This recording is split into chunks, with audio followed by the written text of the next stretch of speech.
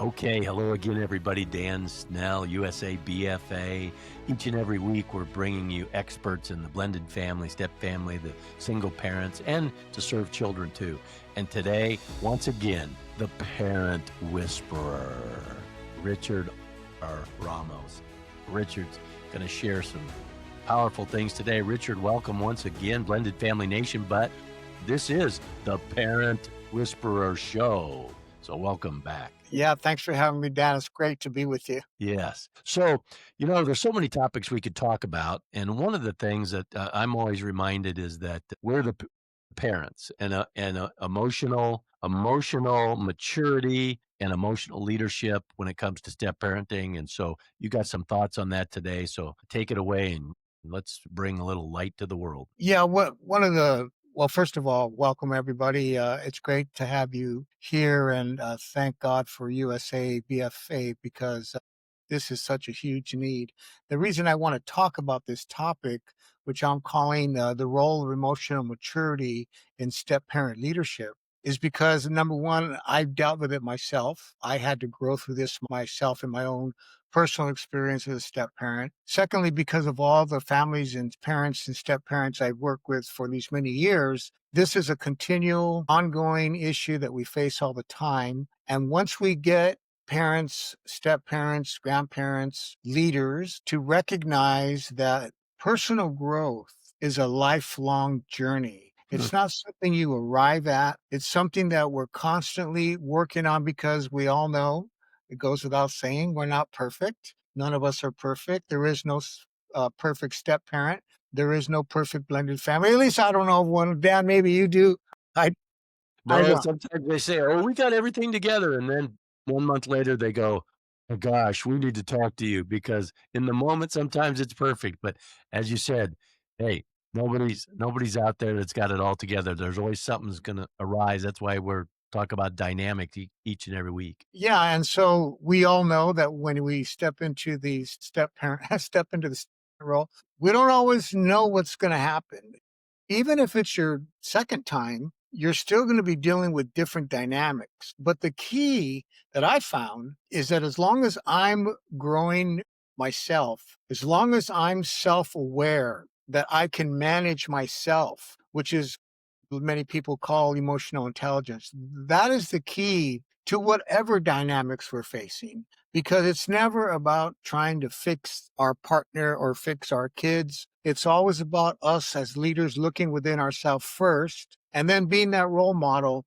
So emotional maturity plays a huge role in blended families. As I already said, it is already difficult enough. But if we can recognize that we might be bringing in issues that we had from childhood, issues that we had as an adult, from our first marriage, in divorce, whatever those things are, being aware of them and how they are affecting the way we are now stepping into this new role. And now the kids have a new role, maybe a new Yes.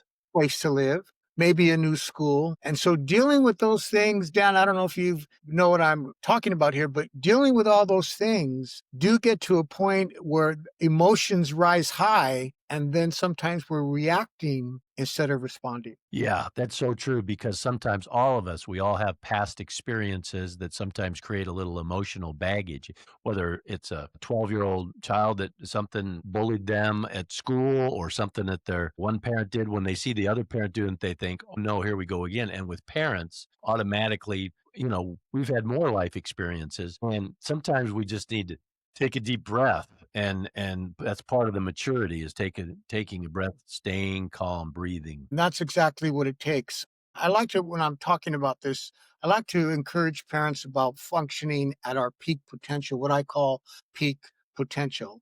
And I relate that to, did I talk about, Dan, last time about the profession of parenting? No, I don't think so. Tell us more about that. Yeah. So, like any professional, whether they're a doctor, a lawyer, a counselor, a pastor, a teacher, they are constantly going to conferences, constantly going online for classes, constantly buying the newest book. Imagine going to a mechanic who's still thinking of carburetors and spark plugs and is not up to date. Or imagine going to a dentist or a doctor. They're not up to date. They're not relevant with the new digital or whatever it is that is the best way to serve you as a mechanic, doctor, lawyer, whatever it might be. So they don't go to these conferences. They don't continue having ongoing education because they're bad doctors, lawyers, and teachers, but it's because they want to get better. Should our children expect anything different from us? That we as parents, we want to be relevant. I want to be up to date. I want to know what's going on. I don't want my children or stepchildren to say, "Oh, dad, he doesn't get it. He's still living way in the past. He's not relevant." And so that's what I mean by the profession of parenting is that we are constantly recognizing that if I want to function at my best, what I call peak potential, emotional maturity is something that I always have to be aware of and growing and dealing with because my age does not mean I'm getting wiser or smarter or better. And Uh, here's what I say, Dan, growing old is automatic. I didn't try to get gray. I didn't try to lose my hair.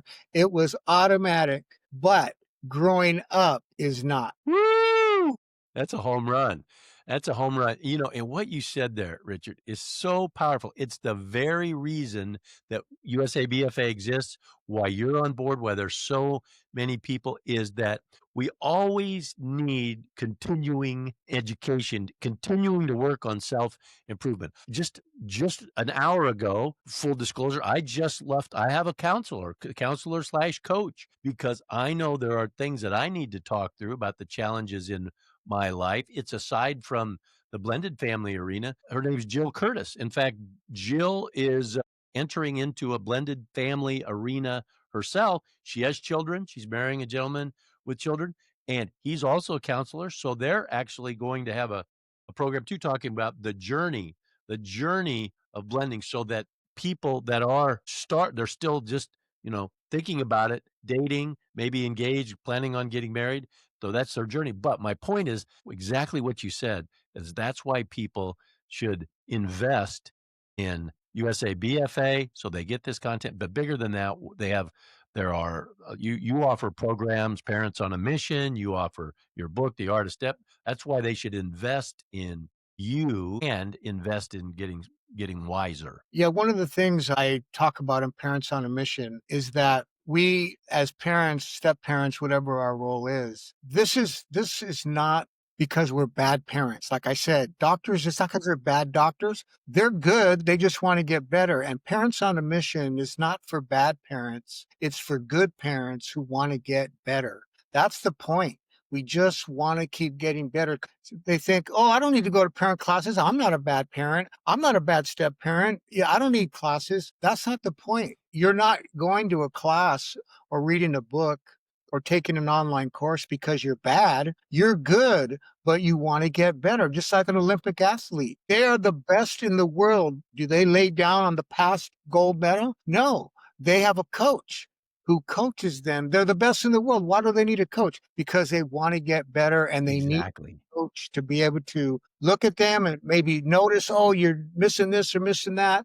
Work on this. That's what USA BFA is all about. We just want to provide some coaching. Yeah, folks, we're visiting with Richard Ramos, the parent whisperer, and the things he is whispering to all of us, even to me, and hopefully to you, is just echoing in your spirit. You talked about athletes. Once I heard Michael Jordan, considered the greatest basketball player of all time, speak. And what did he share? That even though he's considered the greatest basketball player, some might argue different, but he had a coach as a pro. He still had a coach that helped him with shooting techniques. That's He right. had a coach that helped him with some dribbling techniques. Not only his regular coach, but he hired a special coach. When his shot would get off, he would do that. He also then shared he had a coach that helped him dress well. He had a coach that helped him be a better speaker. He had a coach that helped him be a better husband, exactly like this. So shout out to Michael Jordan. Tiger Woods, the same way. Who would imagine Tiger Woods, considered one of the best golfers out there? He had multiple coaches to teach him how to fine tune. And as parents, We all know, hey, there's no we should instead of saying, "I'm going to get a coach," we should say, "I'm gonna get a coach because I'm gonna be the best of the best when it comes to being a parent in a blended family, single parent world, whatever it might be." Yeah, that's why call it the profession of parenting, just to have that concept of being a professional, even at work. Where, you go to work, you probably have training that they provide or some kind of development they provide. That's what Parents on a Mission is about. That's what USABFA is all about. We want to provide that for parents, especially step parenting, because we know the challenge. So the first thing about growing in emotional maturity, I call it know yourself to grow yourself. You have to know yourself, or in the language of emotional intelligence, it's self awareness. It's Yeah. all about self awareness. And the four steps to that, you're self aware so you can self manage. And you're self managing yourself so you can be socially aware. In this case, it would be in tune. Socially aware means to be in tune with your children, not them to be in tune with you. When we come home, we're self aware. How did my day go? Self manage. Maybe I need to take a extra breath in the car. And when I go in the home, I'm not wanting my kids to be in tune with me. I need to be in tune with them or my wife or whatever it might be. How did it go today? What's happening? Kind of put self on the shelf and be in tune with the kids. And then that allows us to have relational management. Yeah. Isn't that the truth? Boy, that what you talked about in the car, and I know you used to think about that and encourage people. Sometimes 10 seconds or 20 seconds or 30 seconds in the car, okay, I'm going inside. I've had a hard day. I'm not gonna carry my work baggage in. I'm gonna give smiles to those kids, especially, children that they wanna know when you walk in the door what you're gonna be like. Great stuff, great stuff. So how, I guess the question is always the how. You got any tips on how? You have some great programs that teach us, but how? Any tips on how we get this emotional maturity? Yeah, well, like I said, the first step is we need to find some time. I do it in the morning, but slow down. That's step one. You got to slow down some time in your day. Like I said, I do it very early in the morning. I take the time, no talking to nobody, no email, no computer, no nothing. Just me meditating in prayer and just kind of slowing down, getting in touch with where I'm at, getting in touch with my mind, getting my spirit right and setting the tone for the day. Now that requires discipline. Sometimes I'm like anybody else, I get lazy and I don't, do enough that I should. But for the most part, I know that I got to have that quiet time, whatever you want to call it, meditation, prayer time. But if you can't do it in the morning, it could be done in the car, turn the radio off. It could be done in the shower. It could be before you go to bed. It doesn't have to be long. It could be 5 minutes. It could be a half hour. It could be whatever it is. That's step one, is having the discipline to say, you know what? I need to slow down, turn off the noise, turn off the distraction, the texting, the email, all of it, and just have some time to set my mind, set my soul, set my spirit, and be aware. Yeah, That's step one. I mean, there's other steps, but we'll talk about it more in the next podcast, because I know, we don't want to bombard. And listen, I want to say this. If you're listening to this and you're saying, oh my God, I don't do any of that, or I've, been immature. I react. I don't respond, things like that. There's no shame in that. I'll raise my hand. I've done all those things too. yeah, But there is power in being humble and having humility as a stepdad, and being able to look your stepchildren in the eye when you blow it and offer an apology. Just yeah, think that don't I had a lot of growing to do in my own story when I became a stepdad. I didn't know nothing about parenting. I didn't get married to be a stepdad. I got married because I was in love with my wife. right. But she happened to have a 2-year-old kid. I wasn't even thinking about that. But as life went on, that became an issue. And that's where I had to become self aware and start the process that I'm talking about. Of course, Yeah, that was many years ago, but I would just sure. be encouraged. Well, you nailed it, and I'm sure there's someone watching right now, they're going, "Oh, we got in," it could be a big blend. If you get a 5 or 6 kids, well, in the morning, it's so busy, I can't do it in the morning. But like you said, windshield time. I always call it, boy, there's a lot of power on windshield time, is take the time to think through, maybe put a call into your husband or wife and say, and admit that. Say, hey, I kind of messed up on this. How could I? What do you think? What are you reading? What are you sensing? It's almost like a sports team, a football team. You got somebody up in the play box, and they're studying how we did on the field and how can we make adjustments and improve. By listening and watching this right now, they're doing that. So That's applaud right. yourself right now if you're watching this, because pat yourself on the back, and because you're doing something because you love your children, you love your spouse. You want to just make the place you call home a little bit better. And Richard, I hope people take notes on all this, because you've already said some home run things. And the great thing is at USABFA, you can go back, listen to this podcast over and over and over, and get the tips. And we'll be continuing each and every week to talk about those things. And so, folks, wherever you are across the country, just know it's going to be okay, and we're here for you. And in future episodes, we're going to be time where we're going to be live. We're going to take in this live, so you'll be able to ask some questions from time to time. And there's a lot of great things. The parent whisperer, Richard Ramos. It's good to see you and have you with us. And folks, be sure the website is richardraramos.com. Be sure and remember the R, and it's on the screen right there. You see it right now, the parent whisperer. So Richard will be back. Great stuff today. And folks, tell your friends, tell them about USABFA, and say, hey, I am doing exactly what one of the coaches, Richard Ramos, said. If you really want to be good, the profession of parenting, be into the profession of parenting and get that learning each and every week. So thanks for being with us. Stay tuned. We'll see you next week.